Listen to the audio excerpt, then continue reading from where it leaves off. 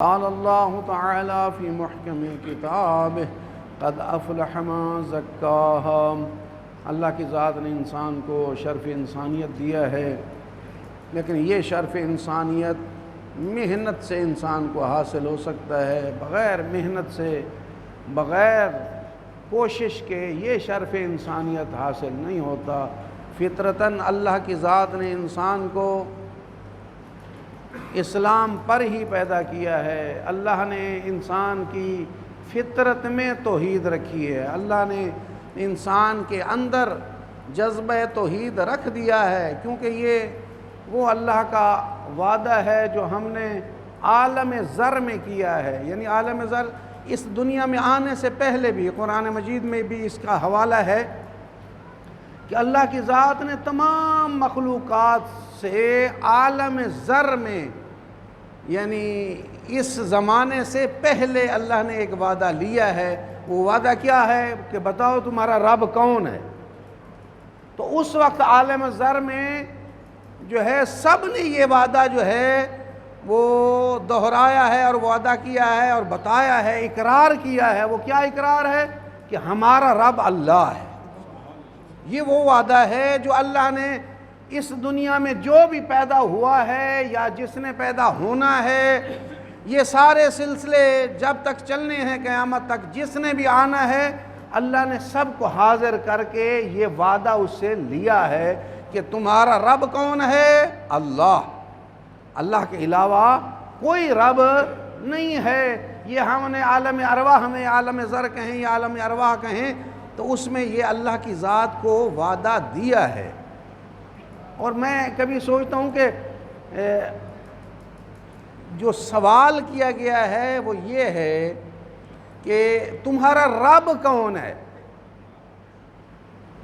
سوال کیا گیا ہے تمہارا رب کون ہے، تو جواب میں سب نے کہا ہے کہ ہمارا رب کون ہے؟ اللہ ہے۔ اب اسی سوال پر شیطان نے کام کیا ہے کہ بھئی میں نے کوشش کرنی ہے، جو تو نے وعدہ کیا ہے کہ میرا رب اللہ ہے، جب تو دنیا میں آئے گا میں تجھے اتنی غفلت کا شکار کروں گا کہ تو بھول جائے گا کہ میرا رب اللہ ہے، بلکہ کسی اور کو اپنا رب بنا لے گا۔ اور بنائے ہوئے ہے کہ اللہ کو بھول گیا ہے انسان۔ اللہ نے اسی یاد دہانی کے لیے 1,24,000 انبیاء بھیجے ہیں کہ وہ انسان کو آ کے یہی بتاتے ہیں کہ تیرا رب کون ہے؟ اللہ ہے، اللہ تیرا رب ہے۔ اور پھر شیطان نے پھر بھی کام ختم نہیں کیا، یہ قیامت تک اس کا سلسلہ جاری ہے کہ بھئی اس نے لوگوں کو، چاہے وہ اللہ کے رسول کا کلمہ پڑھنے والے جو ہیں ان کو بھی اس نے گمراہ کرنا ہے، اور وہ گمراہ کر رہا ہے۔ آئیں تاریخ میں دیکھیں، بلکہ آج موجودہ زمانے میں بھی دیکھیں کہ وہی وعدہ جو وعدہ کیا تھا، وعدہ یہ تھا کہ ہمارا رب کون ہے؟ اللہ۔ اور ہم دیکھ رہے ہیں کہ جو حقیقی اسلام کے داعی ہیں اور حقیقی اسلام کا ماننے والا مسلک فقہ جعفریہ ہے، اور اس کی سٹیجوں پہ بعض لوگ کیا کہہ رہے ہیں کہ ہمارا رب اللہ کی بجائے کسی اور کی صدائیں بلند کر رہے ہیں۔ دراصل یہ وہ وعدہ ہے کہ جو اس وعدے کی خلاف ورزی ہے کہ جو بعض افراد جو ہے گمراہی میں جو ہے کہتے ہیں کہ ہمارا رب اللہ بھی ہے اور ہم کسی اور کو بھی رب مانتے ہیں۔ نہیں، یاد رکھیں رب وہی اللہ ہے، اور اسی اللہ نے انسان کو اس دنیا میں بھیجا ہے۔ اور یہ شیطان کی غفلت ہے جو ہمیں مختلف تعویلوں اور عقلی نہ کہوں بلکہ غیر عقلی دلیلوں کے ذریعے ہمیں یہ ثابت کرنا چاہتا ہے کہ اللہ کے علاوہ بھی کوئی اور رب ہے۔ نہیں، رب وہی اللہ ہے۔ جو بندہ جتنا پڑھا لکھا ہو یا جتنا علم رکھتا ہو، یاد رکھیں اس کا علم قرآن کے مقابلے میں کچھ نہیں ہے۔ جتنا بھی خطیب ہو، جتنا بھی عالم ہو، قرآن مجید کے حقیقی علم کے وارث جو ہیں وہ فقط چہاردہ معصومین علیہم السلام ہیں، کہ جس کو ہم کہہ سکتے ہیں کہ یہ قرآن صامت قرآن ہے، اور اگر اسے تفسیر اور عمل کی صورت میں دیکھیں تو ناطق کے قرآن ہمارے ائمہ نظر آتے ہیں۔ اس اعتبار سے ان کے علاوہ اگر کوئی خطیب یا کوئی عالم یہ ثابت کرنے کی کوشش کرے کہ تمہارا رب جو ہے اللہ کے علاوہ ہے، تو سمجھ لیں کہ اس نے آپ کو گمراہی کی دعوت دی ہے، ہدایت کی دعوت نہیں دی۔ اس پر اگر آپ پیسہ خرچ کر رہے ہیں، اس پر آپ دولت لٹا رہے ہیں، تو یقیناً آپ جو ہے وہ گمراہی پر خرچ کر رہے ہیں، ہدایت پر خرچ نہیں کر رہے۔ بہرحال غافل کرنا یہ شیطان کا کام ہے، اور انسان کو وہ گمراہ کرتا ہے، غافل کرتا ہے۔ ہماری گزشتہ جمعے جو بات چل رہی تھی کہ غفلت کے بہت سارے عوامل ہیں، اسی طرح ہدایت کے بھی عوامل ہیں اور غفلت کے بھی عوامل ہیں جن میں انسان فطرتاً پیدا ہوا ہے۔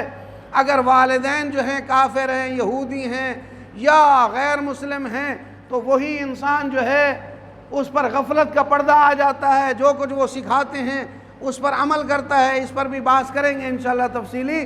اور اسی طرح کوئی معلم ہے، اگر استاد جو ہے وہ گمراہ مل گیا ہے، تو وہ گمراہ استاد جو ہے انسان کو ہدایت سے دور کر دیتا ہے اور وہ انسان کو گمراہی کی طرف لے جاتا ہے۔ اسی طرح دوستیاں ہیں، اسی طرح محفل ہے۔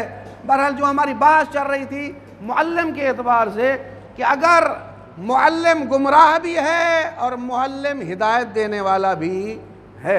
ہدایت دینے والے کی میں نے مثال پچھلے دفعہ عرض کی تھی کہ اگر کوئی بندہ راہ راست سے ہٹا ہوا ہے اور اسے اچھا معلم مل گیا ہے، تو وہ اچھا معلم اس کی ہدایت کا باعث بن سکتا ہے، اور بنا ہے۔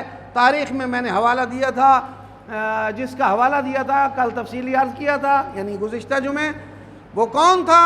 عمر بن عبدالعزیز، جس کو ایک اہل بیت کا ماننے والا معلم ملا۔ اس نے سب و شتم سے روکا اور اس نے ذہن میں بٹھا لیا، اور اپنی زندگی میں جب اسے بادشاہی ملی، سلطنت ملی، تو اسی شخص نے جو ہے اسی 80 سال جو سب و شتم ہوتا رہا، اس معلم کی ہدایت کی وجہ سے اس نے اپنی سلطنت میں وہ سب و شتم ختم کرایا۔ آج میں مثال دینا چاہتا ہوں کہ اگر معلم گمراہ مل جائے تو گمراہ معلم جو ہے وہ انسان کی ہدایت کے راستے بند کر دیتا ہے، اور ہدایت کے راستے جب بند ہو جائیں تو اسے سب کچھ وہی گمراہی ہدایت نظر آتی ہے۔ مشکل سب سے بڑی یہ ہے کہ شیطان بھی اور معلم بھی کام کیا کرتا ہے؟ کام یہ کرتا ہے کہ گمراہی کو وہ ہدایت کہتا ہے۔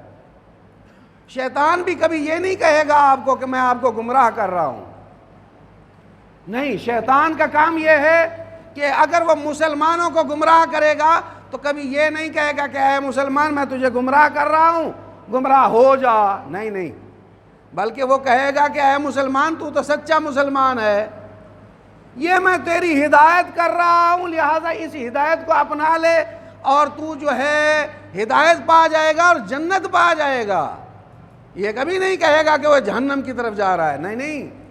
وہ گمراہی کو ہدایت کے نام پر پیش کرے گا، اور ایسے بنا سوار کے وہ پیش کرے گا کہ بندہ سمجھے گا ہاں واقعاً بھائی یہ تو ہدایت ہے۔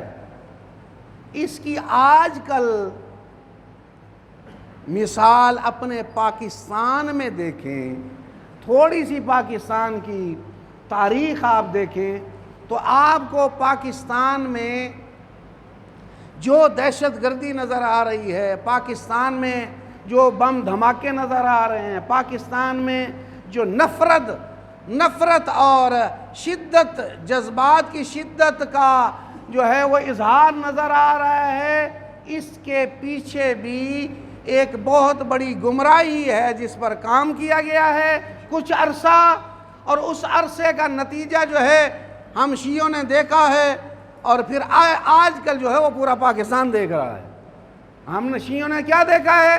ہم نے شیعوں نے دیکھا ہے کہ تاریخ میں اب تھوڑا سا چیزیں واضح ہو گئی ہیں۔ وہ کیا ہے کہ امریکہ نے اپنے مفادات کے حصول کے لیے افغانستان میں روس کو نکالنے کے لیے اس نے ہتھیار بعد میں استعمال کیا ہے، پہلے معلم کا ہتھیار استعمال کیا ہے۔ وہ کیسے معلم کا ہتھیار؟ معلم کا ہتھیار یہ ہے کہ اس نے افغانستان کے قریب جو پاکستانی سرحدیں تھیں وہاں باقاعدہ مدارس بنائے، مدارس بنا کے ان معلموں کا وہاں پڑھانے والا نصاب جو ہے انہوں نے امریکہ سے منظور شدہ ایجنسیوں سے منظور شدہ نصاب ان مدارس میں پہنچا ہے۔ وہاں پھر انہوں نے ان افراد کو خریدا ہے، ان معلم نے، نام معلم کا استاد کا نام ہے، انہوں نے پڑھایا کیا ہے؟ یہ جو تمہارے مسلمان شیعہ ہیں ان کا اسلام سے کوئی تعلق نہیں ہے، یہ جو ہیں وہ گمراہ ہیں۔ اب گمراہی کو ہدایت کا نام دیا ہے، جہنم کو جنت کا نام دیا ہے۔ جہنم کو انہوں نے، یعنی خودکش حملے والے کو انہوں نے کیا سکھایا ہے؟ بس جاؤ گے، یہ بم پہن کے جاؤ، یہ تمہاری جنت ہے، جو ہی تم پھٹو گے اور جنت میں پہنچ جاؤ گے۔ جبکہ حقیقت کیا ہے؟ جو معلم نے سکھایا تھا اس نے ویسے کیا، لیکن حقیقت یہ ہے اسے جہنم جنت کے نام پہ ظاہر کی گئی ہے۔ جہنم یہ نہیں کہا گیا کہ تو جہنم جائے گا، بلکہ کہا گیا تو جنت جائے گا۔ یہ شیطان کا مضبوط ترین ہتھیار ہے کہ وہ کبھی بھی آپ کو گمراہی نہیں دکھائے گا، کہے گا یہ جو گمراہی ہے دراصل یہی ہدایت ہے، یہ جو جہنم ہے وہ جہنم نہیں کہے گا یہ جہنم ہے، بلکہ کہے گا یہ جو جہنم تو سمجھ رہا ہے یہ جہنم نہیں ہے، یہ جنت ہے۔ اور وہی مدارس میں نصاب پڑھایا گیا، ان معلمین نے اپنے شاگرد پیدا کیے، وہ شاگرد جو ہے وہ پاکستان میں نکلے، ان سب کا شکار جو ہے وہ استعمار کی خواہش کے مطابق ان سب کا شکار جو ہے ہم شیعہ ہوئے، آج کل بھی ہو رہے ہیں۔ یہ جو آپ کو پارا چنار میں جو ایک منظر نظر آیا ہے، اس منظر کا بیک گراؤنڈ بھی وہی معلم ہے۔ گمراہ معلمین نے، جو معلم جو تعلیم دینے والے استاد تھے، جو بچوں کو جو ہے وہ تعلیم دینے والے تھے، گرچہ دنیاوی تعلیم دینے والے تھے لیکن معلم تھے، استاد تھے، ان کا جرم یہی تھا کہ وہ شیعہ تھے، اور یہ تاریخ میں یہی بڑا جرم رہا ہے۔ جو بھی اہل بیت کو مانے گا، جو چہاردہ معصومین کو مانے گا، وہ دشمنان اہل بیت کے نزدیک بڑا مجرم ہوگا۔ لیکن یاد رکھیں، الحمدللہ ثم الحمدللہ ہم کہہ سکتے ہیں کہ اللہ کی ذات نے ہمیں محبت اہل بیت عطا کی ہے۔ دنیا جرم کہتی رہے، قرآن اور رسول کے مطابق یہ جرم نہیں ہے، بلکہ یہ حقیقی اجر و ثواب ہے جو اللہ نے ہمیں عطا کی ہے۔ تو یہ سب سے بڑی گمراہی کیا ہے؟ معلم پیش کیا گیا ہے جس نے دہشت گردی پاکستان میں پھیلائی ہے۔